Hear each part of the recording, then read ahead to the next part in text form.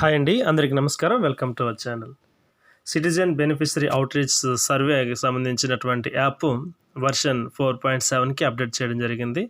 ఇందులో అప్డేట్ అయినటువంటి ఫ్యూచర్స్ ఏంటి, ఏ సర్వే చేయబోతున్నాం అనేది మనం ఈ వీడియోలో తెలుసుకుందాం. ఫ్రెండ్స్, ఇలాంటి మరిన్ని అప్డేట్స్ మీరు ముందుగా నోటిఫికేషన్ రూపంలో పొందుకోవాలనుకుంటే మన ఛానల్ సబ్స్క్రైబ్ చేసుకొని పక్కన గంట సింబల్‌కి యాక్టివేట్ చేసుకోండి. ఫ్రెండ్స్, టాపిక్‌లోకి వెళ్దాం.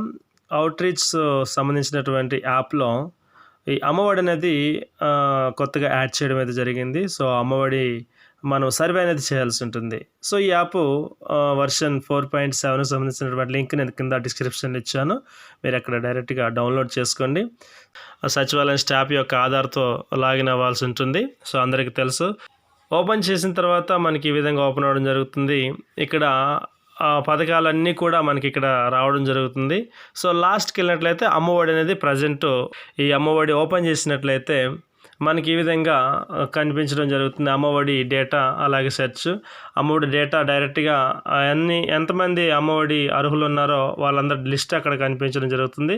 అక్కడ ఒకవేళ కనిపించకపోతే పక్కన ఉన్నటువంటి సెర్చ్‌లో మనం చూసుకోవచ్చు అనమాట.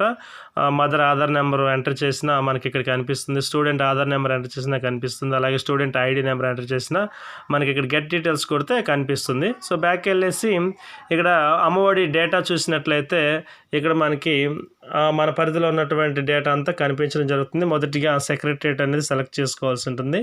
ఆ తర్వాత క్లస్టర్ ఐడి అనేది సెలెక్ట్ చేసుకోవాల్సి ఉంటుంది. క్లస్టర్ సెలెక్ట్ చేసుకొని ఇక్కడ సబ్మిట్ కొట్టేసేయండి.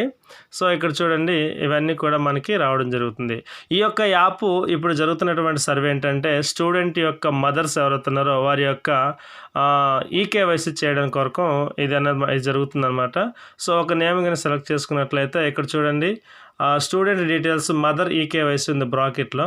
సో, అక్కడ మనం ఓపెన్ చేసిన తర్వాత అక్కడ స్టూడెంట్ నేమ్ కనిపిస్తుంది, స్టూడెంట్ ఐడి, అలాగే స్టూడెంట్ ఆధార్ నెంబరు, అలాగే స్కూల్ ఐడి, క్లాసు, వాళ్ళ మదర్ నేమ్, ఇవన్నీ కనిపించడం జరుగుతుంది. సో, ఇక్కడ సెలెక్ట్ బెనిఫిషరీ స్టేటస్ మనకు కనిపిస్తుంది. ఇక్కడ స్టేటస్ దగ్గర లైవ్, డెత్ ఈ రెండే ఉన్నాయి. సో, లైవ్ అంటే వారు ఉంటారు కాబట్టి వారి దగ్గర మనం అథెంటికేషన్ తీసుకుంటాం.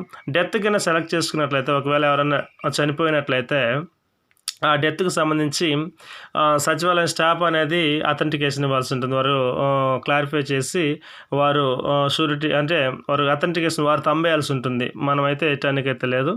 సో, ఇక్కడ మదర్ ఆధార్ నెంబర్ ఉంటుంది. ఇక్కడ ఆటోమేటిక్గా ఆధార్ నెంబర్ వస్తుంది. ఒకవేళ లేకపోతే ఇక్కడ ఆధార్ నెంబర్ అనేది ఎంటర్ చేయండి. ఎంటర్ చేసి ఇక్కడ అథెంటికేషన్కి సంబంధించినటువంటి కాన్సెంట్ అనేది టిక్ చేయండి.